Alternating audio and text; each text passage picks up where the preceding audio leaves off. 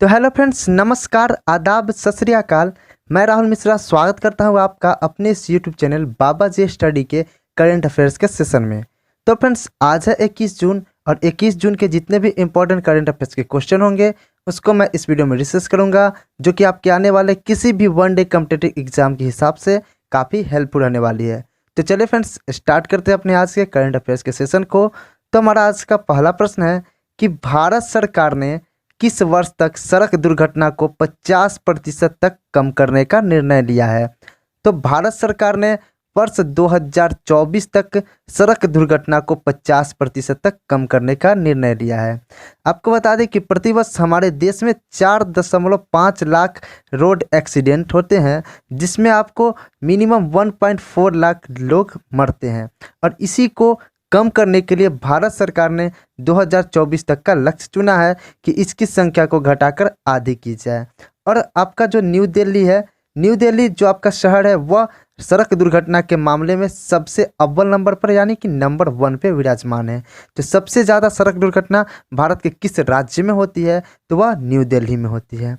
अगला प्रश्न हमारा 2 नंबर प्रश्न है कि ईरान के नए राष्ट्रपति के रूप में किसे नियुक्त किया गया है। तो ईरान के नए राष्ट्रपति के रूप में इब्राहिम रईसी को नियुक्त किया गया है। इब्राहिम रईसी अब ईरान के नए राष्ट्रपति होंगे। अब ये ईरान के नए राष्ट्रपति के रूप में नियुक्त किए गए हैं, तो ईरान के बारे में जान लेते हैं। तो ईरान की कैपिटल कहाँ है, तो तेहरान। ईरान की मुद्रा क्या है, तो ईरानियन रियाल। ईरान की भाषा क्या है, तो फारसी ईरान की भाषा है। हमारा 3 नंबर प्रश्न है कि संयुक्त राष्ट्र के महासभा के महासचिव के रूप में किसे नियुक्त किया गया है। तो संयुक्त राष्ट्र की महासभा की महासचिव के रूप में एंटोनियो गुटेरेस को नियुक्त किया गया है, जो कि अभी प्रेजेंट टाइम के भी महासचिव थे, जो कि आपका चेंज हो जाता फरवरी 2022 में चेंज हो जाता। लेकिन संयुक्त राष्ट्र महासभा के 75वें सत्र में अध्यक्ष बोलवन बोजिकर ने यह घोषणा की कि अगले 5 साल के लिए संयुक्त राष्ट्र महासभा के महासचिव एंटोनियो गुटेरेस ही रहेंगे, यानी कि ये अब 31 दिसंबर 2026 तक संयुक्त राष्ट्र महासभा के महासचिव रहेंगे।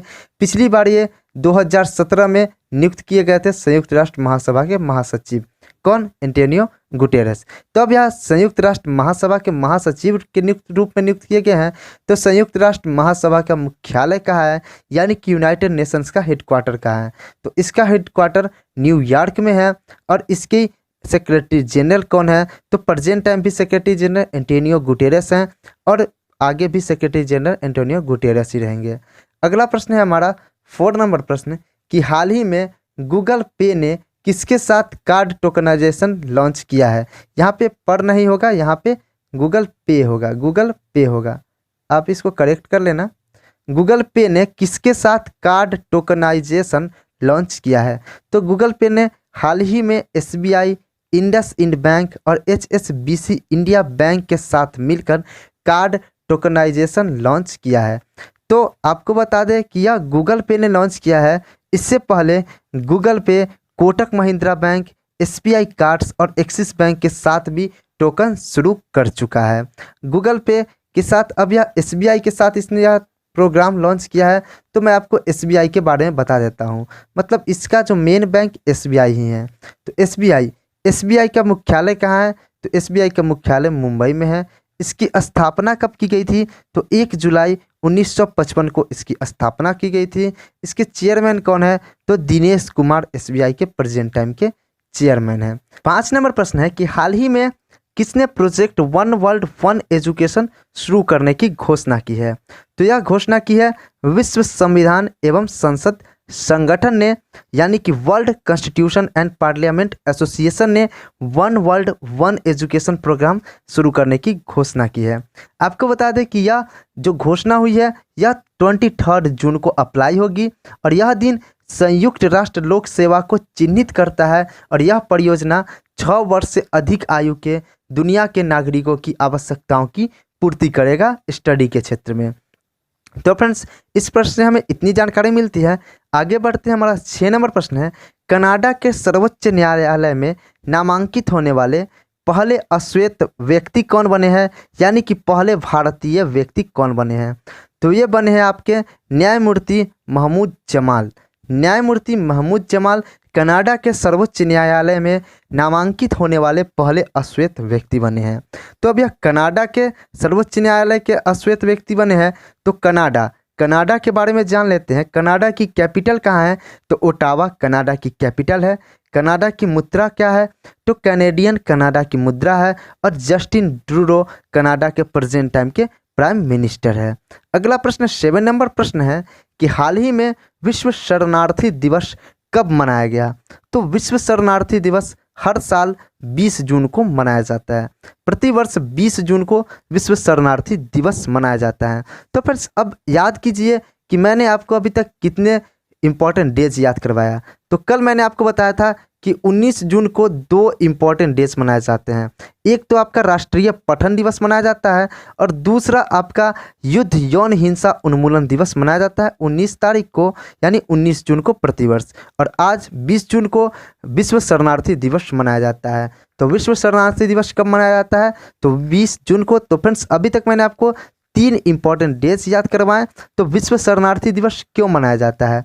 तो विश्व शरणार्थी दिवस प्रतिवर्ष 20 जून को शरणार्थियों के साहस और लचीलेपन का आदर और सम्मान करने के लिए मनाया जाता है। इसकी शुरुआत सबसे पहले 20 जून 2001 को की गई थी, विश्व शरणार्थी दिवस की शुरुआत। अगला प्रश्न हमारा 8 नंबर प्रश्न है कि India business process outsourcing promotion scheme के तहत कौन सा राज्य नए रोजगार सृजित करके रोजगार सृजन में सबसे ऊपर रहा है? तो यह रोजगार सृजन में सबसे ऊपर रहा है आपका आंध्र प्रदेश। यानी कि आंध्र प्रदेश एक ऐसा राज्य बन गया है दुनिया का जिसने India business process outsourcing promotion scheme के तहत सबसे ज़्यादा रोजगार उत्पन्न किया है और इसने 12,234 टोटल नई वैकेंसी जारी की है आंध्र प्रदेश ने। वहीं दूसरे नंबर पर आपका तमिलनाडु है जिसने 9,401 वैकेंसी जारी की है। तो पहले नंबर पे कौन है? आंध्र प्रदेश। तो आंध्र प्रदेश के बारे में जान लेते हैं। तो आंध्र प्रदेश, तो मैप में ये देखिए आंध्र प्रदेश।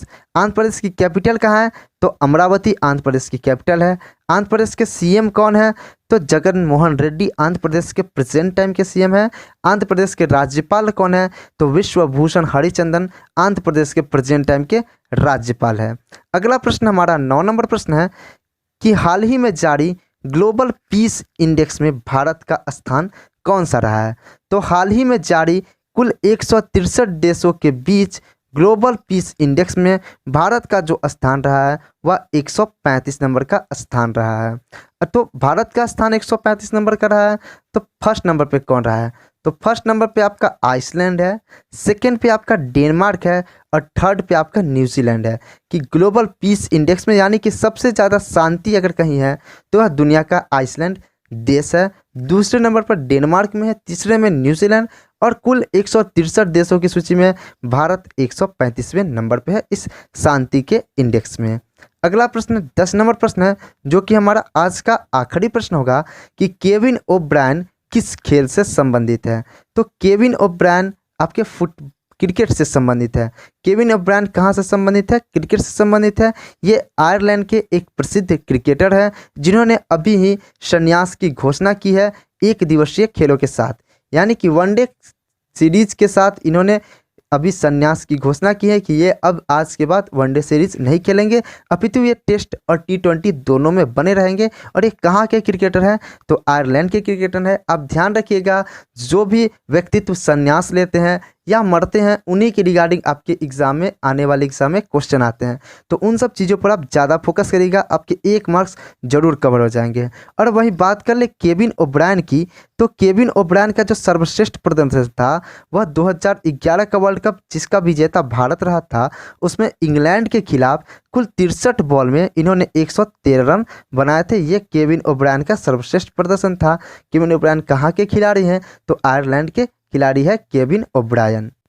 तो फ्रेंड्स ये थे आज के इंपॉर्टेंट करंट अफेयर्स के 10 इंपॉर्टेंट क्वेश्चंस। अगर आपको यह सेशन पसंद आया तो हमारे इस चैनल को सब्सक्राइब, वीडियो को लाइक और वीडियो को एक शेयर जरूर कर दें। तो फ्रेंड्स मिलते हैं फिर अपने कल मॉर्निंग के करंट अफेयर्स के सेशन के साथ। तब तक के लिए जय हिंद, जय भारत, वंदे मातरम।